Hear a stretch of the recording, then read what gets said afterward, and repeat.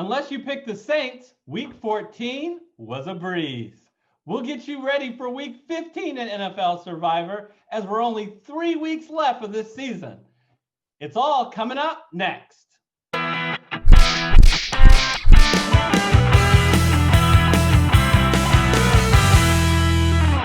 Hello, everyone. I'm Eric Lee.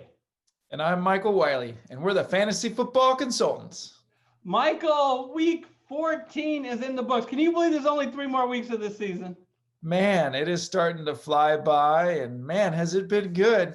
Couple games, just really making this such a fun season. I think Monday night, Michael, was the best game so far this year between the Ravens and the Browns. Back and forth, a lot of scoring, but I think it was the last score that may have made some people the most either triggered or excited. Yeah, no, I think Vegas is who really lost this weekend. They had a 3-point spread there that they would have been pushing on, and instead of that big push, they saw that happen. But man, what a game. The over-under on that game was 45, and the winning team scored 47. Wow. Yeah, great game. And you know what? The Indianapolis Colts went into Las Vegas and really put the hurt on your Raiders.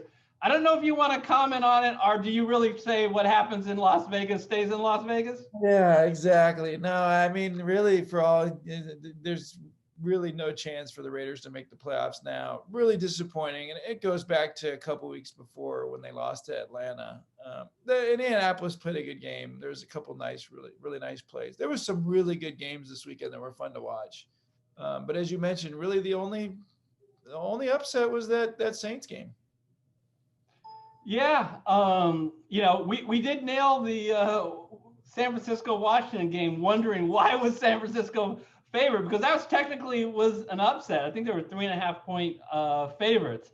And more credit to you that you specifically said you did not feel comfortable with that Carolina game. So it was the Dallas game that we thought if you wanted to go on a limb, and they came up. I think the lesson is Cincinnati really is that bad without Joe Burrow. No, that's right. That's right. But for us, having picked Seattle, and I think all of our pool as well, talk about a breeze. I believe I guaranteed that. Did I not? It was the most stress-free Seattle Seahawks game I could ever recall. I didn't really realize how bad the Jets were until I saw this game. I haven't seen many Jet games, mostly, Michael, because I prefer to watch professional football. Yeah, no, really, really bad, but really, really welcome sight for your Seattle Seahawks. They needed a nice, easy win before they go into this last push for the rest of the season. Yeah, unfortunately, the loss last week may keep them out of a chance for a bye, but it'll come down to the division likely against the Rams in a couple of weeks. We'll see what happens. We need something to happen in these next few weeks, or we'll be divvying up the pot amongst 12. Oh, yeah. But you know what? These next 3 weeks are going to be tough because we're starting to see the effects of the fact that a lot of teams no longer are available. So we're going to do something super special this week. We're going to show on the big board 10 teams. Not going to go through every single game in detail, but we want to recognize the fact that a lot of people can be in a lot of different scenarios now, depending on their history of picks in their survivor pool. So let's put it up. I want to focus on the left-hand side because that's where we think that you guys should be focused. We'll start with the Rams. 17-point favorites over the New York Jets. Baltimore, 13-point favorites over the perennial underdogs. Every week, they're big underdogs. The Jacksonville Jaguars. The Pittsburgh Steelers, the fact, even though they're on a 2-game losing streak, is 12.5-point favorites at Cincinnati, who we just took a shot at. Green Bay and Tennessee are both at home, 8.5-point favorites over Carolina and Detroit, respectively. So, Michael, based on what I saw from the Jets can't pass the ball. They only threw for 132 yards. They can't run the ball. They only ran for 69 yards and a miserable 3 yards a carry. They can't play defense. They gave up 400 plus yards. They can't kick field goals. They missed 3 really easy field goals. and they can't coach. Exhibit A, Adam Gase. I am just going to say the Rams, if you still have them, you have to play them this week. Their future value is nil. They play Seattle and Arizona, two very difficult division games to end the season. That is my number one pick on the board. Michael, do you agree or disagree? Wow, what an impressive pick you have there. Yeah, no question that this is that they got the spread right on this one. It could be even worse than this, except for maybe the Rams are a little more conservative. You said all those stats on the offensive side of the ball, and we all know that Seahawks defense has not been one of the best defenses out there. And so, Rams will take care of business without too much challenge. Yeah, I mean, this Jet team, not that you're ever going to pick them in Survivor, but they have a really realistic chance to go winless this year. And because I believe they have the Browns, and then they end with the Patriots, and they have all the incentive to go winless because Jacksonville continues to lose, and Jacksonville will get the tiebreaker, so to speak, advantage. In other words, if the Jets win one game and Jacksonville stays at that one win, Jacksonville gets the number one overall pick. Yeah, no, I think that there's incentive to lose, and I think the Jets are going to rival the Cleveland Browns winless season, or was it Detroit Lions winless season from a few years ago? So, yeah, it's the three H's. The Rams are hungrier, they're healthier, and they're at home. So pick them. What do you what other pick on this board? If the Rams weren't available, where would you go? Just assuming that you had everybody available this week. Well, I guess first of all, let me just comment. I'm glad that there are some really, nice wide spreads this week, and I think they're all very justified. I don't know that I would go to exactly in the order that we have it here, just because we're talking really who's the worst team to play against, and I think Pittsburgh really needs to get a big win. They've been really poor the last few weeks. It looks like their offense has been down. So guess what? Let's just order up the Cincinnati Bengals, who not only look really bad without Joe Burrow, but have been really sore on the defensive side of the ball as well. So even though I really like how Baltimore looked the other night, we don't know exactly what happened with Lamar Jackson and whether or not there might be an issue there. You're right, Jacksonville looks horrible, but I actually think Pittsburgh is the bigger favorite in my opinion. Yeah, and of all these teams on the left-hand side, the team that has the greatest future value is the Baltimore Ravens. They're home to the New York Giants, and they end the season at Cincinnati. So if you've got multiple teams somehow, some way, you say multiple teams on the left-hand side, my order would be go with the Rams, go with Pittsburgh, like Michael said, then Tennessee. Michael, there's a big issue, though, in the Tennessee game as far as health on the Detroit side. Yeah, so we understand that what we saw, those who watched the game saw Matt Stafford grabbing at his ribs. There's a really good chance that he doesn't play. We don't even know if Galladay is going to still play. Poor fantasy fans who've had him sitting on their bench. Detroit may not be able to show up, and Tennessee is playing fantastic on the offensive side of the ball right now. Yeah. If you don't have a Stafford, would you go with Tennessee or Pittsburgh? You just mentioned that you would pick Pittsburgh as your second pick. Would the loss of Stafford and Galladay, if those guys are out, would that shift your opinion? Yeah, maybe, just because Detroit's defense is so poor and Tennessee's offense has been so fantastic. And Pittsburgh's, offense just hasn't been. So I guess I would feel a little bit more confident knowing that Stafford, is not on the field. Who's their backup again? No one I can think of right away. Right, which should tell you everything you need to know. We're going to go Rams, Pittsburgh, Tennessee, depending upon the health of the Detroit guys, then Baltimore, then Green Bay. But I could bump up Green Bay ahead of Baltimore if, in fact, that McCaffrey is out.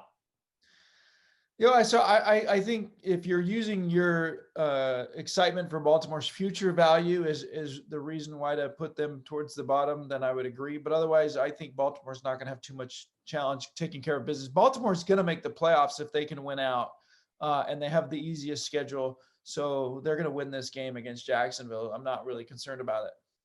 Yeah, and my analysis of looking at these 10 games is you just have to. So in my situation, I think we're the same, Michael. If we look at these 5 teams, I think we both have picked 4 of them. And I have only Baltimore left. And I believe you're the same, right? That's right. So I'll tell you guys right now what my pick is this week. It's the Baltimore Ravens. And I fully know they have future value. But if you're asking me to venture on the right side of the board, I am not comfortable there.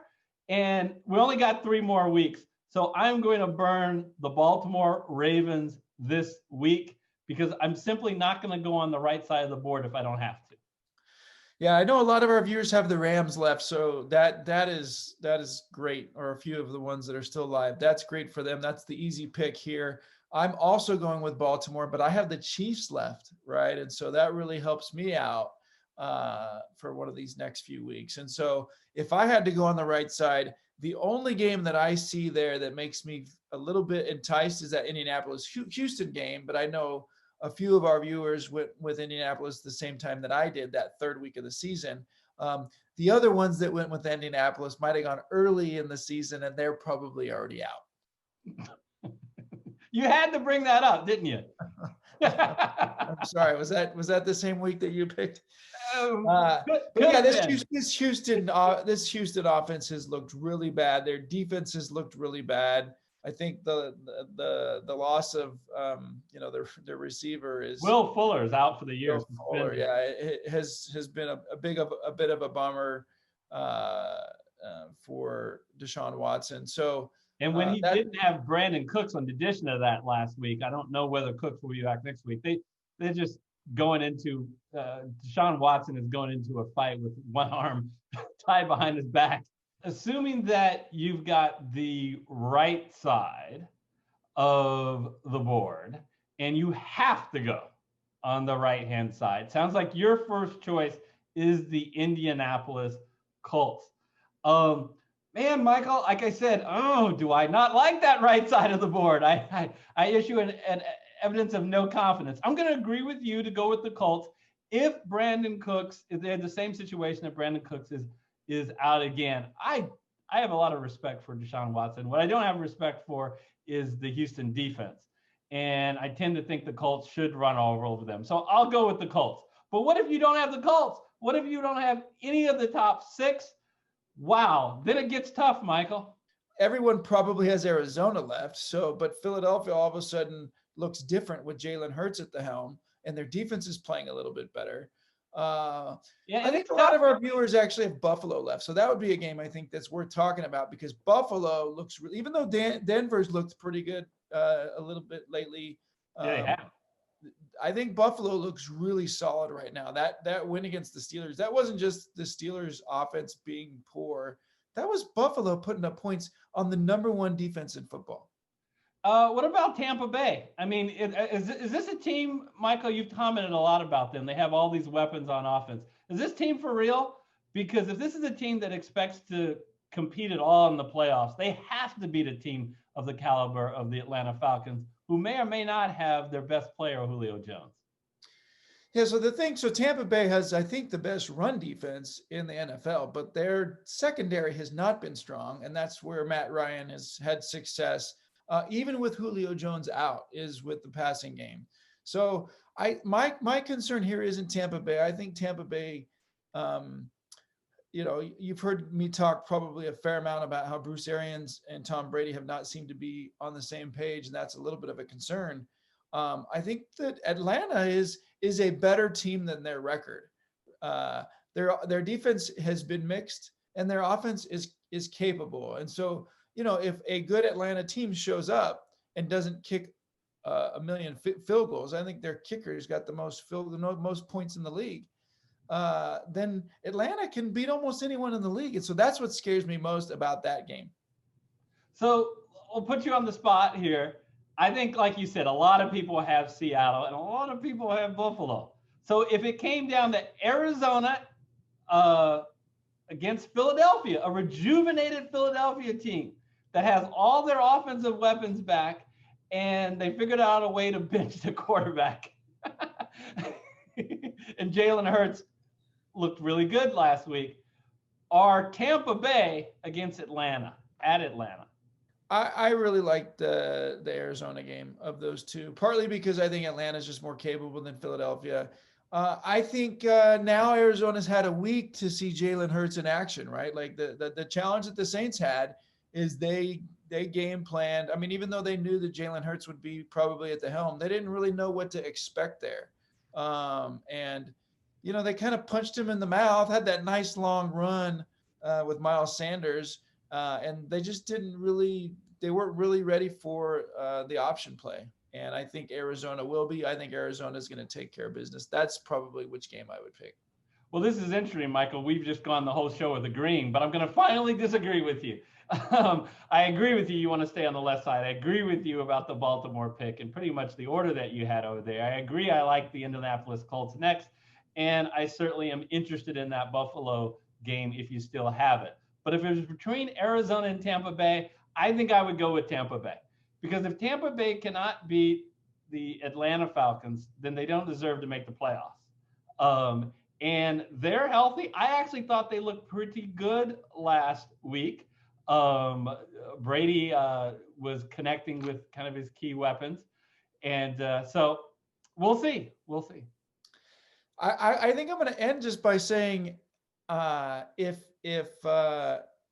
Alex Smith is not at the helm in Washington, I think that we could see all 10 of these games go in the direction of the favorite.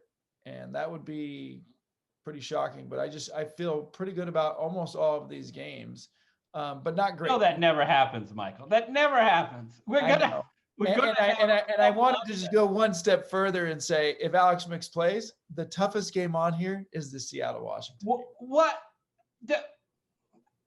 I object, but yeah, I think that's all you're going to do because deep down you probably agree with me. Well, I already used up my guarantee last week, so I won't do it again this week. So, Michael, for week 15, I am going with the Ravens, and you are going with the Ravens. Guess what? The crowd would have liked to go with the Rams, but they picked them already. They'd like to go with Tennessee. That's their undefeated streak is still on the line there. And the Las Vegas, surprisingly so, still has the LA Rams. So they will use them, hopefully getting well after their loss last week with the Saints. All right, Eric, I know that we're coming up really quickly here on Fan Appreciation Week. What do we have in store? Well, Michael, I'm so excited. I'm so appreciative, first of all. We sent it out to our people, Michael, and said, hey, enter stuff in the comment section. Let us know what you would like to see next year or what you like about the show. And please always remember to hit smash the like button. We got, for the first time that I can remember in a while on this show, getting over 3 digits in likes, lots of comments. Thank you so much to all of our community. We are so appreciative of each of you. I'll just call out one of my favorites, Kelly St. Pierre, always comes in with the great knowledge. And we really appreciate that in the rest of our community. And how are we going to show that appreciation, Michael? It's with our Subscriber Appreciation Week, which is at the beginning of next week. You made me reveal last week one of the surprises that we were going to have, that we're going to go live. Yes, we will go live before the first playoff game. Michael and I get a chance to interact with us in the chat feature in real time. Really excited about doing that. Yeah, that's going to be a lot of fun. I'm excited for it as well. A little nervous. We can't edit out our outtakes, which that's one thing we should do one year is keep track of our outtakes so people can see those. It would be very long. You mean like our bloopers? So that's going to be a lot of fun. There's another thing that we're going to do, if you can let me announce that one, if that's all right with you. So we want to go to the age-old debate of who's the best player in the NFL. A couple little spins on it. So as you can see, we're going to go ahead and narrow that down to offensive position players, right? Quarterback, wide receiver, running back, or tight end. We also are adding the twist of it just being the players who are currently active. So during this 2020-21 season. And then finally, we're going to let you consider them during their prime. So we might have a couple of people on the list who are a little bit on the end of their career, but we want to consider them when they were in their prime. And maybe even a player or two who's still on the beginning who we think is clearly showing, even though they might not be at the top of their prime. What's really great about this is we have between Gary Kurtzman and I, the co-founders, we came up with the 16 guys that we think most deserve to be in this tournament. And that is the last direct influence we will have. We are turning it over to you guys. So there'll be a head-to-head matchup. No seeding. We'll just do the head-to-head by alphabetical order. So it's random who gets to face who. And 16 players, it'll mirror the playoffs. So in the first round of the playoffs, we'll go from 16 to 8. In the second round of the playoffs, 8 to 4. Third round, 4 to 2. And then in the Super Bowl week, we will find out who, according to you guys, is our best player. So how are you going to be able to participate? It'll be voting. You will go to our website and fill out a very easy and simple poll where you simply pick between the two. But hopefully, after you watch our shows, Michael and I will break down each bracket. We'll talk about the pros and cons of each of the competitors and who we think should probably advance. I'm quite certain, Michael, you and I won't always agree. That'll be for sure.